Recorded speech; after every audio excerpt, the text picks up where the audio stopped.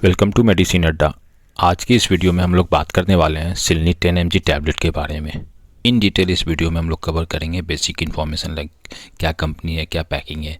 उसके अलावा बात करेंगे कॉम्पोजिशन एंड यूजेस की कि ये दवा डॉक्टर किस मेडिकल कंडीशंस में हमें प्रिस्क्राइब करते हैं। साथ ही साथ वर्क मैकेनिज्म जानने की कोशिश करेंगे कि ये दवा हमारे बॉडी में किस तरह से काम करता है। डोज की बात करेंगे, साइड इफ़ेक्ट्स की बात करेंगे, प्रिकॉशंस की बात करेंगे कि ये दवा लेने से पहले आपको किन किन बातों का ख्याल रखना है। उसके अलावा कुछ कॉमन क्वेरी लेने की कोशिश करेंगे जिसमें हम लोग ये जानने की कोशिश करेंगे कि ये दवा हमारे बॉडी में कितने देर तक असर दिखाता है, इस दवा का असर हमारे बॉडी में कितने देर तक रहता है। तो चलिए शुरू करते हैं आज का ये वीडियो। ना फर्स्ट स्लाइड में बात करें इसके बेसिक इन्फॉर्मेशन की, तो सिलनी 10 mg आपको टैबलेट के फॉर्म में देखने को मिलेगा। कंपनी की बात करें तो ये इंटास फार्मा का आता है। पैकिंग की बात करें तो ये एक स्ट्रिप में आपको 15 गोली देखने को मिल जाता है। एमआरपी की बात करें तो 199 रुपया 50 पैसा है पर 15 गोली का अगस्त 2025। स्लाइड में बात करें कॉम्पोजिशन एंड यूजेस की कि ये दवा डॉक्टर किस मेडिकल कंडीशंस में हमें प्रेस्क्राइब करते हैं। तो इसकी अगर कॉम्पोजिशन की बात करें तो इसमें आपको सिलनीडेपिन 10 मिलीग्राम देखने को मिल जाता है। अगर इसके यूजेस की बात करें तो हाई ब्लड प्रेशर के ट्रीटमेंट में इस दवा का डॉक्टर यूज़ करते हैं। उसके अलावा हार्ट अटैक से बचने के लिए भी इस दवा का डॉक्टर प्रिस्क्राइब करते हैं। उसके अलावा स्ट्रोक से बचने के लिए भी इस दवा का डॉक्टर यूज़ करते हैं। स्ट्रोक कहने का मतलब ये है कि जब हमारे ब्रेन को प्रॉपर ब्लड सप्लाई नहीं मिल पाता है तो उस कंडीशन में हमारे ब्रेन में ब्लड क्लॉटिंग होने का संभावना बढ़ जाता है, तो उसके ट्रीटमेंट में इस दवा का डॉक्टर यूज़ करते हैं। इसके अलावा एंजाइना के भी ट्रीटमेंट में इस दवा का डॉक्टर यूज़ करते हैं। एंजाइना एक तरह का मेडिकल कंडीशन होता है जिसमें हमारे चेस्ट में सही से ब्लड सप्लाई नहीं हो पाता है, जिसके कारण हमारे चेस्ट में डिस्कम्फर्ट और पेन वगैरह देखने को मिल जाता है। तो उस कंडीशन से बचने के लिए भी डॉक्टर इस दवा का यूज़ करते हैं। नेक्स्ट स्लाइड में बात करें इसके वर्क मैकेनिज्म की कि ये दवा हमारे बॉडी में किस तरह से काम करता है। तो देखो होता क्या है कि हमारे हार्ट से बहुत सारी ब्लड वेसल्स निकलती हैं, खून की नलिकाएँ निकलती हैं, जिसका काम क्या होता है कि हमारे हार्ट से प्योर ऑक्सीजनेटेड ब्लड को उस ऑर्गन तक पहुँचाने का काम होता है। तो होता क्या है कि कभी कभी वो ब्लड वेसल्स कैल्शियम डिपॉजिट होने के कारण, कैल्शियम उसमें ब्लड वेसल्स में जमा होने के कारण ब्लड वेसल्स सिकुड़ जाता है, जिसके कारण क्या होता है कि ब्लड फ्लो में परेशानियां आती हैं, जिसके कारण हमारा ब्लड प्रेशर बढ़ जाता है।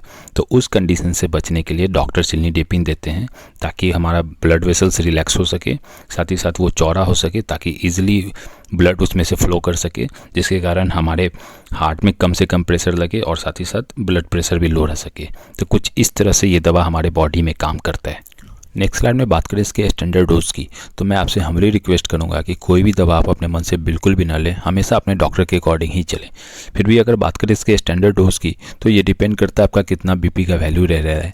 उसके अलावा आपका एज फैक्टर है, जेंडर फैक्टर है, आपका पास्ट में किसी तरह का डिजीज़ है या करंट में किसी तरह का लीवर किडनी वगैरह का डिजीज़ है, तो उसके हिसाब से आपके डॉक्टर इसका डोज डिसाइड करते हैं। फिर भी अगर स्टैंडर्ड डोज की बात करें तो 1 टैबलेट आपको ओडी देखने को डॉक्टर प्रिस्क्राइब करते हैं। कभी कभी 1 टैबलेट सुबह शाम भी आपके डॉक्टर प्रिस्क्राइब करते हैं। तो अगेन ये आपके डॉक्टर बेहतर डिसाइड कर पाएंगे, तो उनके हिसाब से आप इस दवा को लें। नेक्स्ट स्लाइड में बात करें प्रिकॉशंस की कि ये दवा लेने से पहले आपको किन किन बातों का ख्याल रखना है।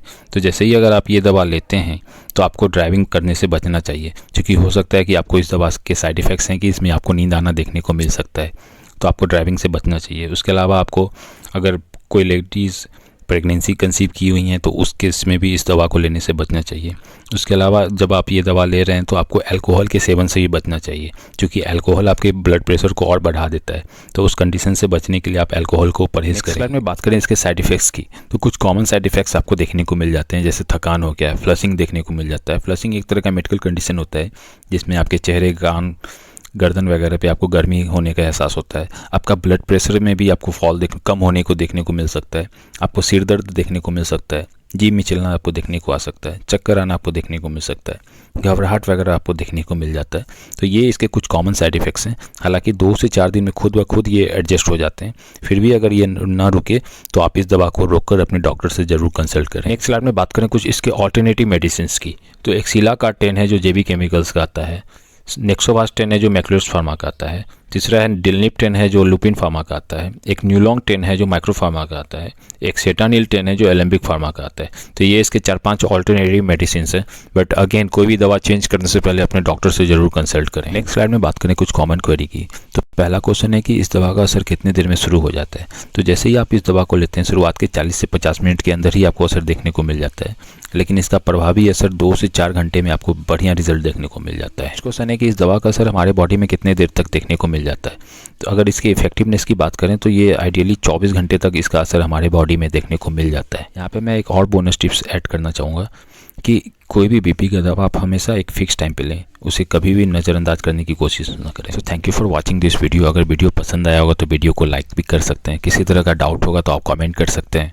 साथ ही साथ इसी तरह का रिव्यू देखने के लिए आप हमारे चैनल को सब्सक्राइब भी कर सकते हैं। तब तक के लिए थैंक यू।